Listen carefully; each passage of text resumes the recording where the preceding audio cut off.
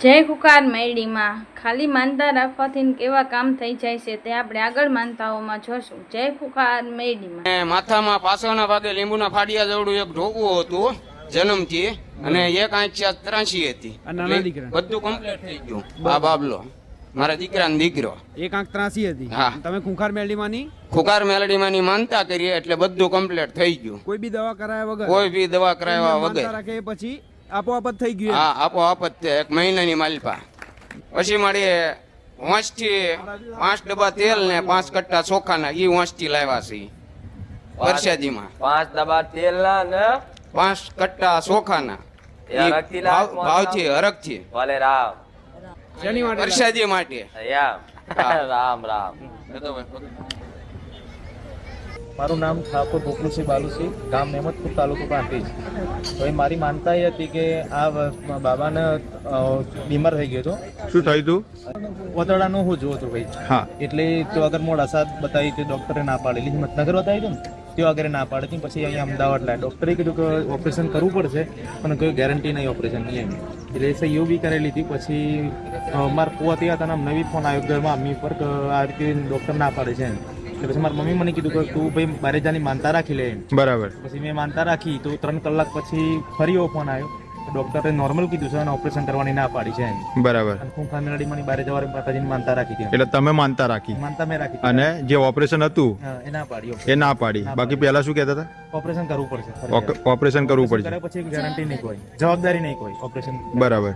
અને માનતા માન્યા પછી? માનતા મને પછી 3 કલાક પછી ફોન આવી ગયો અમદાવાદથી આમનો. તો ડૉક્ટર ના પાડે છે ઓપરેશન કરવાનું, નોર્મલ છે, દવામાં આરામ થઈ જશે એમ. બરાબર. એટલે આજે માનતા પૂર્ણ કરવા માટે રામ રામ. રામ રામ માડી. તમારું નામ? મારું નામ અલકાબેન રેશભાઈ પટેલ. ક્યાંથી આવવાનું? સુરતથી. સુરતથી.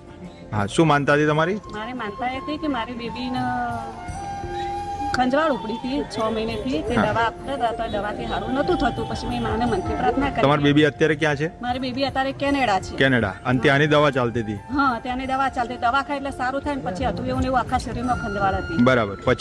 પછી માતાજીને મેં માનતા, કયા માતાજીની? મારે ખુંખાર મેડીમાંની મેં માનતા માની કે માં મારી બેબી સારું સહી થાય સારું. પણ નહીં પણ મેં પ્રવચનમાં એવું સાંભળ્યું હતું કે જેને ખંજવાળ હોય એને બળિયાદેવની અહીંયા કહેતો પછી અઘોરી મહારાજની કહે તો પછી મેં માને પ્રાર્થના કરી માં મને કોઈ હોય તો મને બતાવજો ને હું વિડીયો ઉતારીશ. હા, એવું મને અહેસાસ વાર કરાયો કે બળિયાદેવને તારું શ્રીફળ બાકી હતું તું કરી આવજે. શ્રીફળ ખરાય મારી બેબીને અત્યારે સારું થઈ ગયું. મારો બીજો અનુભવ એવો કે મારી બેબીને જે રહેતી હતી ને એને એક બેટી અને ચેન હોનાની લીધી હતી. તે આપતી નથી કે ખોવાઈ જઈએ. મેં માને કીધું માં મારી છોકરીને ચેન આપી દે તો સારું. તે 3.5 વર્ષથી નથી આપતી. તે 15 દિવસમાં જ એને ચેન આપી દીધી, નવી બનાવી. એટલે તમે અહીંયા મારી બેબી કેનેડા છે અને તમે ગુજરાતમાં રહીને માનતા માની હતી? હા, ગુજરાતમાં. અને પહેલી વખત માનતા માની કામ ના થયું અને પછી તમે પ્રવચનમાં શું સાંભળ્યું? મેં માની કર્યું માં મારે કોઈ એવું હોય કે મારે બાકી હોય તો મેં પ્રવચનમાં સાંભળેલું મને એકદમ યાદ આવ્યું. અને તમે એ વસ્તુ બળિયાદેવનું જે બતાવ્યું હતું એ પ્રમાણે કર્યું.